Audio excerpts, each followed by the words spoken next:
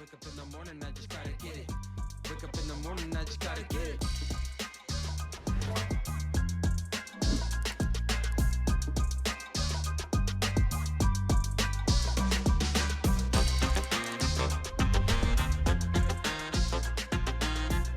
All right, welcome everyone to the Schoology Learning Podcast. Thanks for joining us. This is the podcast where we talk about some things we're hearing out in the world about education, as well as some tips and tricks about our favorite platform, which is, of course, Schoology. My name is Kellie Adie, and I'm joined by my colleague, Ericka Waterman.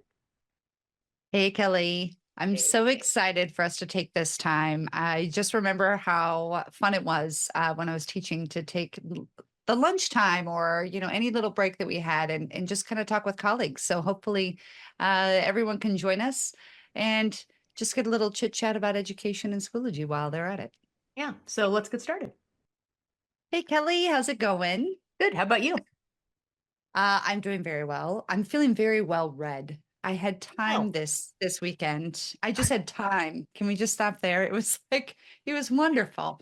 What is this so-called time you speak of? Right? It was foreign to me as well.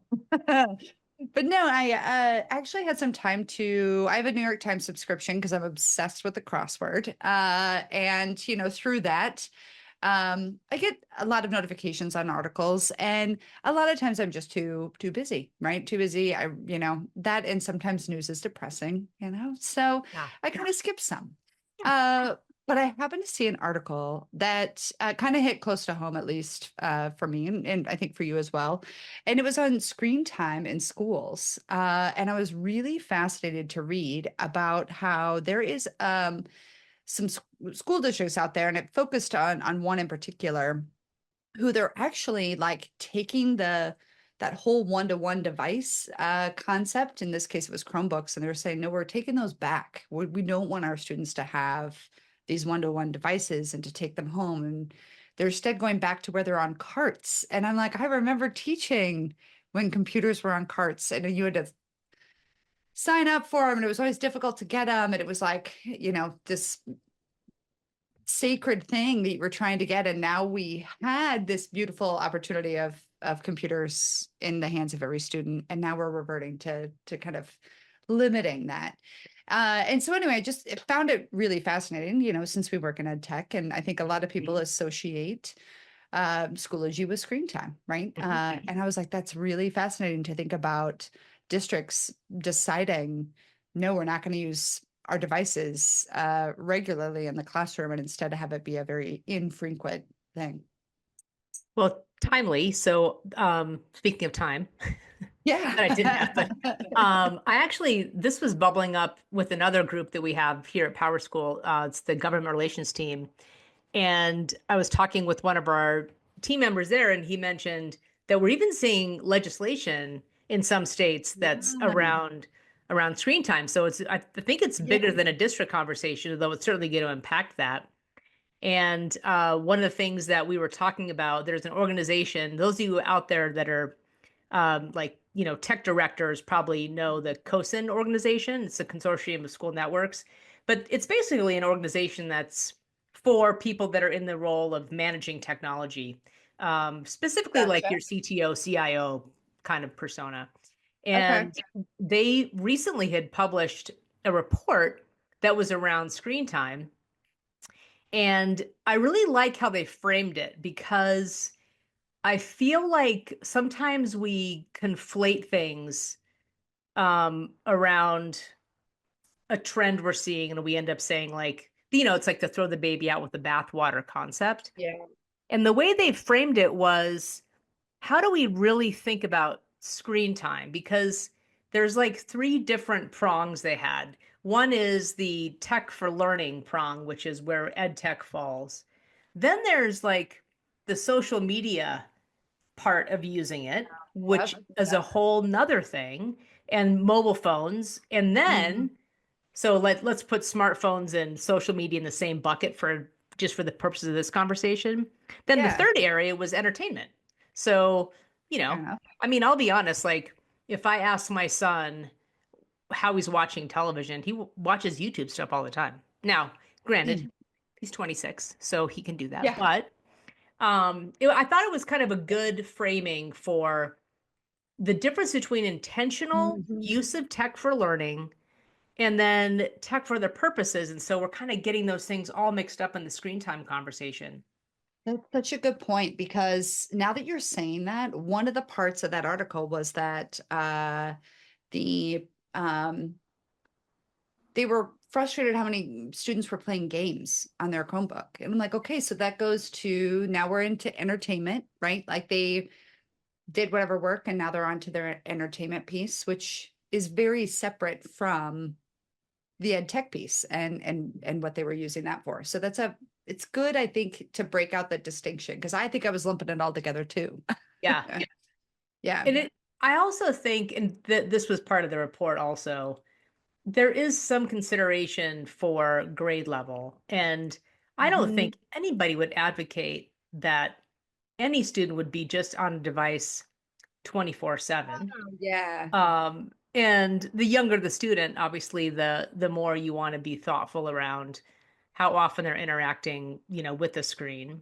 Now you've got kids. Did you have limitations for your kids on screen time? I did. But I did it was always like you get so many minutes, but then you have to spend so much time away and do something else. And then you get so many minutes and you have to spend so much time away. It was kind of like I was trying to teach them that it's not necessarily, in my opinion, a bad thing. It's a choice of how you choose to spend your time. I wanted to make sure that they were also experiencing other ways to entertain themselves, and it wasn't always just relying on the screen. Yeah. So I tried to balance it out that way. Did you do anything different? Was it kind of the same? It was similar. So for our kids, we had a pretty strict screen time lit of like 1 hour a day on weekends. Okay. And then if it was required for school, I know but here was the caveat. If you were using it to create something, so we had, I don't know if you remember Comic Life back in the day, there was this great program, Comic Life. So if they were building comic strips, we were like, you're creating and you're actually like doing something that is making your brain work. Cool, that doesn't count against your hour. And neither did them making videos in iMovie. So they would record on the flip video. I have so many Lego men videos on the Mac. I'm sure. That's so cute. So that was sort of our kind of like you had. Yeah. Just, if you're just going to be, just consuming, you get an hour. But if you're actually interacting and doing something thoughtful, then you're doing something great with it. Well, and I just found that there was times where the things they were doing I was like, you are learning so many skills. My kids were younger when Fortnite came out. And I was like, but the amount of skill you're learning about how to like learn to build, and they learn how to do things faster. They'd be like, okay, it's faster to do this. So I'm going to, even though I'm slower, I'm going to learn how to undo what I've done before and learn a new way. And I was like, that's not terrible. But you sit there and you do it for hours and hours and hours and hours. And then obviously it's a different conversation, right? So to your point of like knowing the age and like when it's appropriate and when not, is a good call out. But, some of the legislation I've read, there's a state that's considering no technology K3. And I'm like, I think no is a bit extreme also, because these kids have grown up in a world where it exists, and to completely try to wipe it out also doesn't teach them how to learn and be educated with technology. So and how do you address the parent question? I mean, everyone's been in a plane or a long car trip where, I mean, what happens at school is one part of the equation, but I think there's a much larger equation in terms of, what are the parent roles, and like, what are some guidelines maybe from, maybe the American Medical Association or, the pediatricians on, what's reasonable at home, even for entertainment purposes. And parent sanity. You know what I mean? There also came a point like where, like those early Saturday mornings. Yeah, let's go ahead and watch cartoons, kids. Like, I get it. Yeah. Well, I think, especially thinking about the space we're in, where we think about something like Schoology and like some of the other things that kids can do inside that platform and get to other things. I actually think we have, if you're thoughtful about it, you can limit what happens with students on that device if you want. Like, I think it's going to be probably more important than ever for us to be really clear about this is intentional tech for learning, not Yeah. entertainment tech for wasting time. Like those are Yep. two different things altogether. Yeah. So I don't know. What are your thoughts on that? No, I definitely agree. And it's not associating things that require a device with the typical screen time, right? That it Yeah. does have a different place, and to be very, very cognizant of what that is.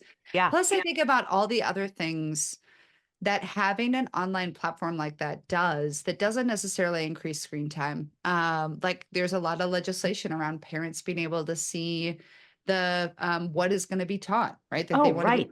be lessons and materials ahead of time. Yeah. So even being able to provide that in a way that parents can log in and see that content, Yeah. super beneficial, and it doesn't actually necessarily require screen time from the students in that case. So Right. just other ways, I guess, to think about, to your point, let's not throw the baby out with the bathwater. Let's Yeah. think about how do we want to limit the screen time of students without impacting the power of an EdTech platform Yeah. that the district might have purchased Yeah. beyond an LMS. Right. Yeah. So you mentioned the like the state, well, I'm sure it's pending state legislation around K3. Yeah. Yep.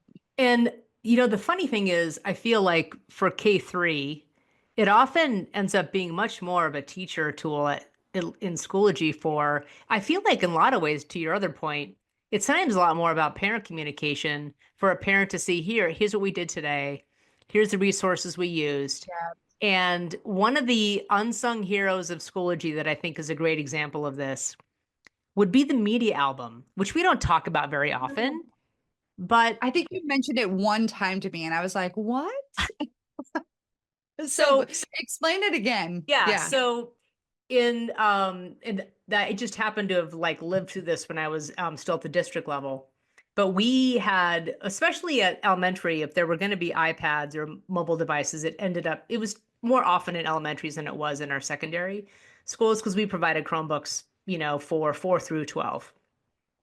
So the K through 3s often had iPads. So one example was a science class, and they did a little outside field trip to try to find different elements that were part of their science, lesson. Yeah. So Yes. their job was to capture with their mobile device an example they saw in nature into the media album. And it was a collection of all these examples that these kids had contributed to the media album.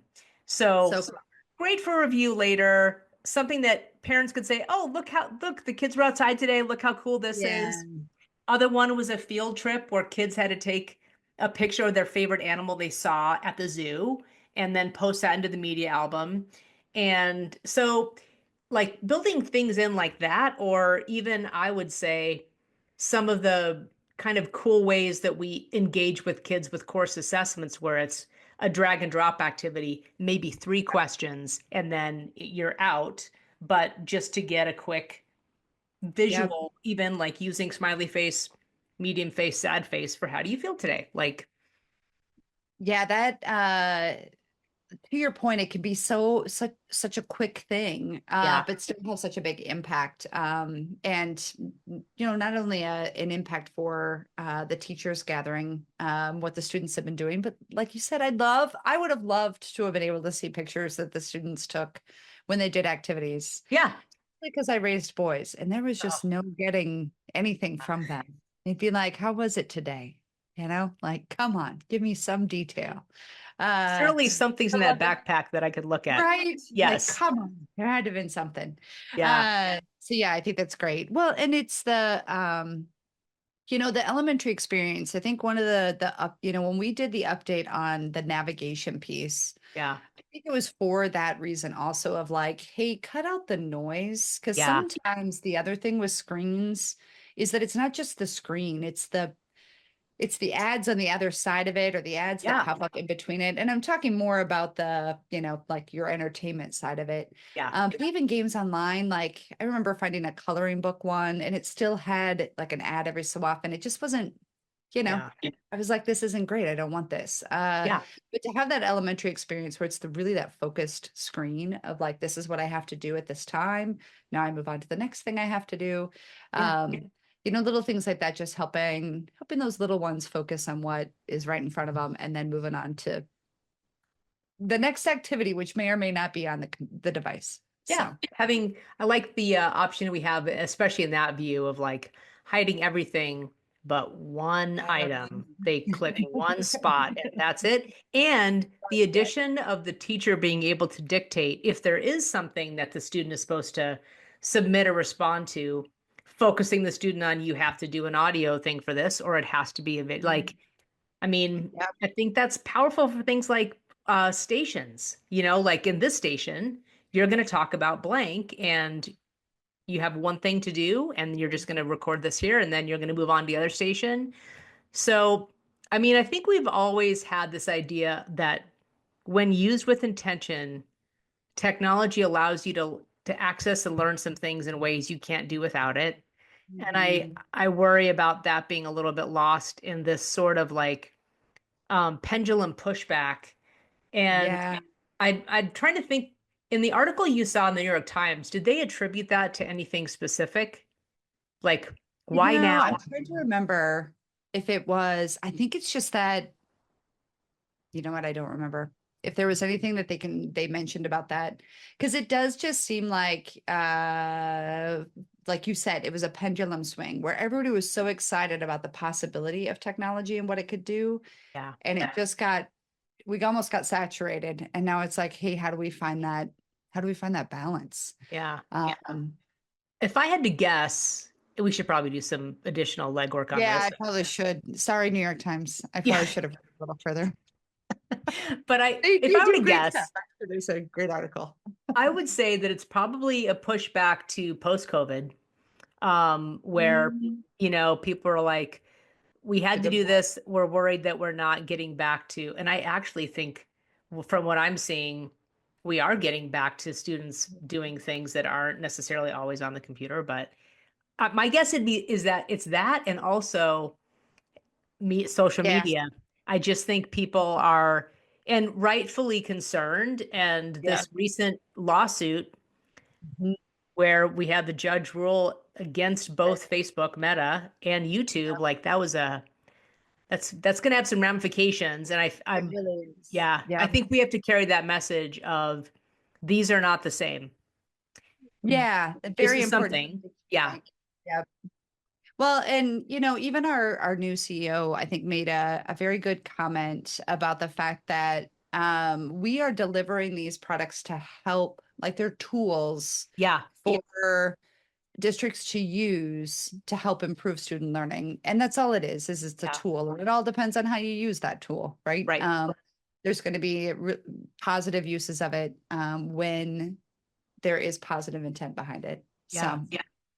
I think my other thing that I would love to still push is the importance of just anytime, anywhere access to stuff that happened in class, even if it's nothing that they did with computers. Just here's what we did. Here was the homework that I assigned. Yep. Or even here's just what we did. Like the amount of times, especially like now, my son just hit spring break this week, but he, and he's older now, so he keeps up a little bit, but so I don't worry about him if he has to miss a day or anything like that.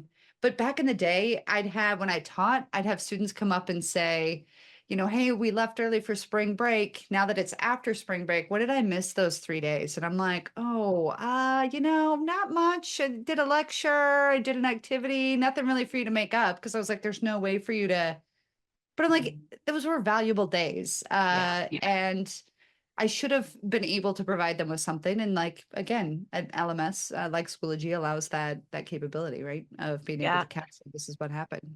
Especially because, and you and I have talked earlier about chronic absenteeism. That's also a thing. So this can help with trying to keep kids up and engaged, and yeah. Yeah. So next month, I'm going to be at the COSM conference, and there is a session that's actually on Screentime. So I'm going to go to it and kind of see what Yes, they please say about do. it. Yeah, because it is, I mean, it's an interesting topic that I think we're going to have to, think through as educators. As always, we have to think about intention. Yeah. Learning with Yes, that's intention. a good point. Well, I'm going to live vicariously per the usual, since you get to go to all these conferences and I do not. So yes, please bring that back. I'd be very will. curious what happens. I'll report back and then we can follow up. And as the legislation develops, who knows, we'll probably Yeah, have that's the follow-ups other on. thing is, Yeah. I feel like there's a lot of uncertainty around it right now. Yeah. But all right, well, hey, thanks for the chat today. Yeah. This is I'm glad you had some time during the New York big Times. topic. I know. It was so enjoyable. Well, thanks for joining this episode of the Schoology Learning Podcast. Hope to see you next time where we'll talk about some more topics of interest and, of course, talking about our favorite platform, Schoology. And in the meantime, if you click on the user toolbox at the bottom of the Schoology page, there are lots of resources out there, including other episodes of this podcast to listen to. Until next time. And hope to see you next time. Thanks all.